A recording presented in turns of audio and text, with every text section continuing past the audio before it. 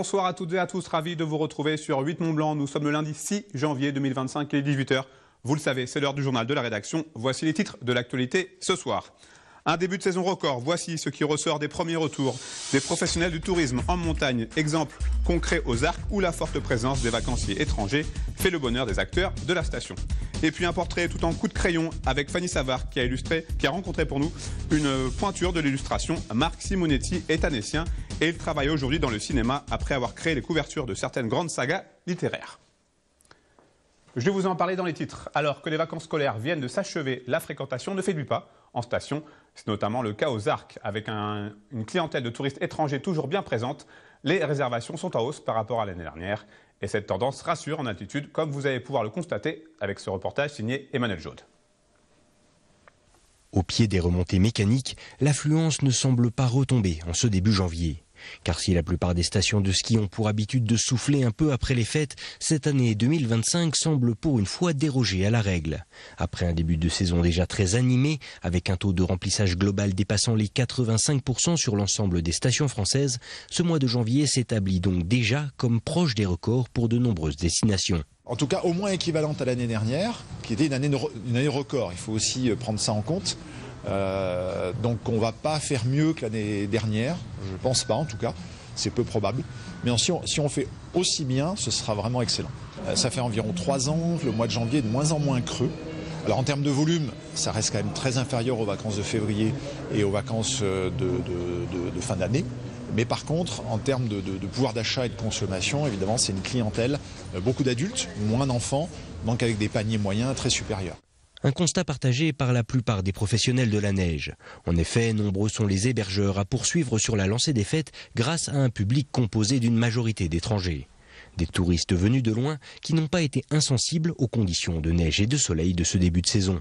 On est même au-dessus des dernières années. On a fait plus 10% là sur la fin de l'année avec une très belle semaine de Noël et une semaine de Nouvel An. On était quasiment complet, donc presque à 100% de remplissage jusqu'au week-end dernier. C'est habituel sur la période de Nouvel An, c'est toujours une période bien remplie et très chargée. Et sur la période de Noël, on est en hausse par rapport aux années précédentes. Sur la suite, ça s'annonce plutôt encourageant. Ce sera vraiment un bel hiver si ça se poursuit sur cette tendance-là.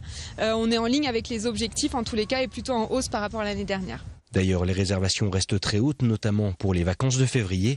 On estime en effet à ce jour un remplissage dépassant déjà les 70% dans de nombreuses structures, un chiffre qui devrait logiquement encore croître dans les prochaines semaines avec la multiplication des séjours de dernière minute. Une rencontre à présent, celle d'un dessinateur de talent annécien. Marc Simonetti a illustré des centaines de couvertures de livres. Parmi les plus connus, les éditions françaises de la saga Game of Thrones. Il a ensuite choisi de se tourner vers le cinéma comme directeur artistique où il travaille aussi bien pour des grosses productions américaines que pour des créations françaises. Fanny Savard nous dresse le portrait de cet artiste hors pair. De la science-fiction, de la fantaisie, de l'horreur, des romans pour ados, toutes les œuvres de cette bibliothèque ont un point en commun. Leur propriétaire en est également l'illustrateur. J'ai illustré Dune, donc là c'est la version brésilienne. J'ai illustré Le Trône de Fer, Game of Thrones. Game of Thrones, justement, une série dont est fan l'illustrateur annécien et qui va lancer sa carrière. Il débute en dessinant des produits dérivés de la série, comme des cartes à jouer, avant de réaliser les couvertures des livres des éditions françaises et mexicaines, puis d'imaginer quelques temps plus tard des calendriers, en travaillant directement avec l'écrivain à succès. L'auteur de Georges R. R. Martin qui m'a contacté pour qu'on fasse ensemble le calendrier 2013. Donc c'est là la première fois que j'ai pu commencer à travailler directement avec lui. J'étais impressionné en fait, parce que c'est la première fois que j'étais en contact avec quelqu'un qui avait écrit les livres que j'adorais. Donc c'était toujours un rapport un peu particulier. Pour réaliser ses contrats, il travaille depuis chez lui sur son ordinateur. C'est l'éditeur qui m'a donné des scènes. Il y a une scène où il y a un personnage qui doit en tuer un autre pour passer à l'étape d'après. Je vais juste essayer de mettre où est la lumière en fait. Donc là, ça peut être intéressant d'avoir par exemple de la lumière qui va toucher l'anneau ici, au premier plan. Avec près de 400 couvertures réalisées, Marc Simonetti s'est fait une place de choix dans le métier d'illustrateur de livres. Et depuis quelques années, c'est dans un autre domaine qu'il se démarque, le cinéma. J'avais la scène avec l'acteur sur fond vert, donc sur une espèce de tapis mécanique. Il était attaché, il était secoué dans tous les sens, et puis voilà, donc je prenais des screenshots de ça, et puis j'essayais de faire de le mettre plus ou moins loin pour faire des décors le plus sympa possible de quand il allait passer avec son tapis. Vous l'aurez peut-être reconnu, c'est la scène du rêve bleu dans le live-action d'Aladin, sur laquelle il a planché 2 jours pour créer les décors. Aquaman 2, Transformers, Minecraft ou encore Ghostbusters, il évolue désormais comme directeur artistique dans le cinéma. J'ai travaillé il y a quelques années de ça avec Luc Besson pendant 1 an et demi sur Valérian et la cité des 1000 planètes. Voilà, une super expérience. Je travaillais d'Annecy. Et puis en visio, je le faisais 1 fois par semaine. Il me donnait des sujets, le plus abstraits possible pour que je sois le plus créatif possible. J'ai fait des designs de personnages, de véhicules, d'environnement, d'armes. En plus des livres, du cinéma et des jeux vidéo, Marc Simonetti a également collaboré avec le Puy du Fou en imaginant les décors et les spectacles du parc vendéen. En sport, des nouvelles de Cyprien Sarrazin, le skieur haut alpin s'est sérieusement blessé le 27 décembre dernier après une lourde chute à l'entraînement à Bormu en Italie. Souffrant d'un hématome sous-dural et rapidement opéré, il a depuis été rapatrié en France. Stéphane Bull, le médecin de l'équipe de France de ski alpin, tenait un point presse en visioconférence ce samedi matin. La saison de Cyprien Sarrazin est terminée et le processus de rééducation avant de pouvoir peut-être un jour le voir remonter sur des skis risque d'être très très long. Je vous propose de l'écouter. L'hématome s'est rapidement aggravé et a entraîné ce qu'on appelle une compression.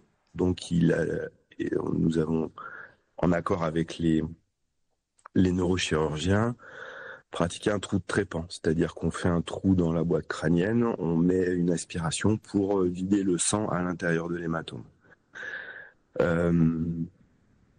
C'est pathologie qui est relativement sérieuse. On n'a pas du tout affaire à un genou. Aujourd'hui, c'est quelque chose qui va nous emmener sur une période certaine de récupération. On va attaquer avec les neurochirurgiens de la rééducation. On va recommencer à lui permettre de faire les choses que tout le monde fait, à savoir s'asseoir au bord d'un lit, manger correctement, se mettre debout. Voilà. Aujourd'hui, il va bien. Il a encore un petit peu du mal à ouvrir les yeux parce que, vous en avez peut-être entendu parler, il souffre d'une diplopie. C'est-à-dire que les réflexes qui coordonnent vos 2 yeux sont un peu perturbés suite à l'hypertension, l'hyperpression dans le crâne. Et donc, comme vos 2 yeux sont plus tout à fait coordonnés, vous avez cette vision double qui s'installe. Donc ça, c'est des choses qui se rééduquent. Il faudra, dans les semaines à venir, travailler là-dessus. On va vers des périodes qui vont être relativement longues pour cette récupération. On n'est pas du tout sur les temps qu'on peut avoir sur une rupture du ligament croisé antérieur. Ça, c'est des choses qu'on a bien l'habitude de faire nous. Et aujourd'hui, on n'est pas du tout dans cette temporalité-là. On est sur des choses qui seront beaucoup plus longues. En football, le FC Annecy débutait cette année 2025 sur l'île de Beauté avec un périlleux déplacement du côté d'Ajaccio pour la 17e journée de Ligue 2. Et les hommes de l'Orgueillot n'ont pas perdu leurs bonnes habitudes avec une ouverture du score signée Johan Demont, Trévis Dago inscrit en toute fin de rencontre. Score final 2-1 pour Annecy qui termine la phase allée à une très belle 5e place de Ligue 2 à seulement 3 points du leader Lorientais. C'est la fin de cette édition. Merci à vous pour votre fidélité à l'information sur 8 Mont-Blanc. Merci à toute l'équipe pour son aide. Tout de suite, la météo, les nouvelles du temps avec Thierry Paulme. Rendez-vous mardi, même endroit, même heure, pour un nouveau point complet sur l'information sur 8 Mont-Blanc. Passez une très belle soirée.